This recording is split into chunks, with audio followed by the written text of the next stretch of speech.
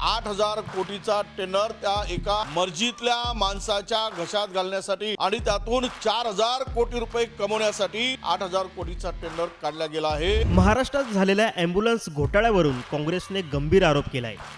4,000 कोटींचं tender तब्बल 8,000 कोटींना काढण्यात आल्याचा आरोप विरोधी पक्षनेते विजय वडेट्टीवार यांनी केलाय।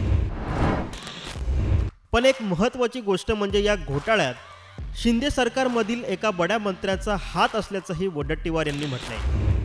8,000 कोटीचा घोटाळा हा सर्व विवादित जे मंत्री आहेत, वादाधित मंत्री आहेत, ज्यांचा त्या आरोग्य खातंच हे अखंड भ्रष्टाचारामध्ये बुडालेला आहे आणि त्याचा कळस म्हणून आज या 8,000 कोटीचा टेंडर 7 दिवसाच्या शॉर्ट नोटीसवर, केवळ 7 दिवस, आणि त्याची किंमत कुठल्याही पद्धतीनं काढली तरी 4,000 कोटीच्या वर होऊ शकत नाही।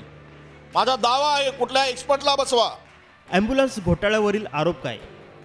राज्यात सुरू असलेल्या 108 ॲम्ब्युलन्सचा तब्बल 10 वर्षांसाठी 8,000 कोटींचा टेंडर काढण्यात आला।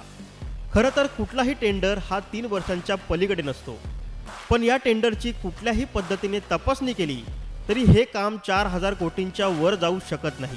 पण आरोग्य विभागाच्या मंत्र्याने हे टेंडर तब्बल 8,000 कोटींना काढलं आणि एका IAS अधिकाऱ्याला धमकावून हे टेंडर 7 दिवसात काढलं, असा आरोप विजय वडेट्टीवार यांनी केलाय। या गंभीर आरोपांनंतर संपूर्ण आरोग्य खातंच हे भ्रष्टाचारात बुडाल्याचा घणाघातही विजय वडेट्टीवार यांनी केलाय। टेंडर प्रोसेस सुरू झाली, 7 दिवसाच्या शॉर्ट नोटीसचा टेंडर काढला गेला।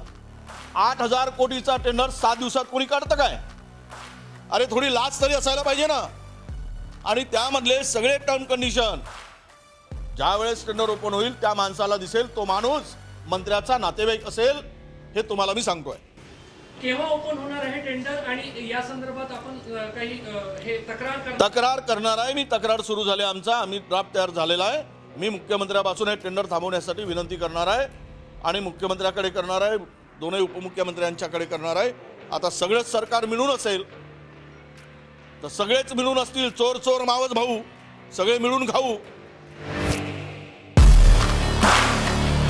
वडेट्टीवार यांच्या आरोपानंतर राज्य सरकार यावर काय प्रतिक्रिया देणार, काय भूमिका घेणार, हे पाहणंच आता महत्त्वाचं ठरणार आहे।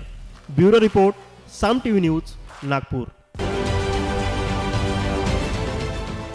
देश विदेशातील प्रत्येक घडामोडींचे लाईव्ह अपडेट मिळवण्यासाठी आता साम टीव्हीच्या सर्व सोशल मीडिया प्लॅटफॉर्मला लाईक, फॉलो आणि सबस्क्राईब करा।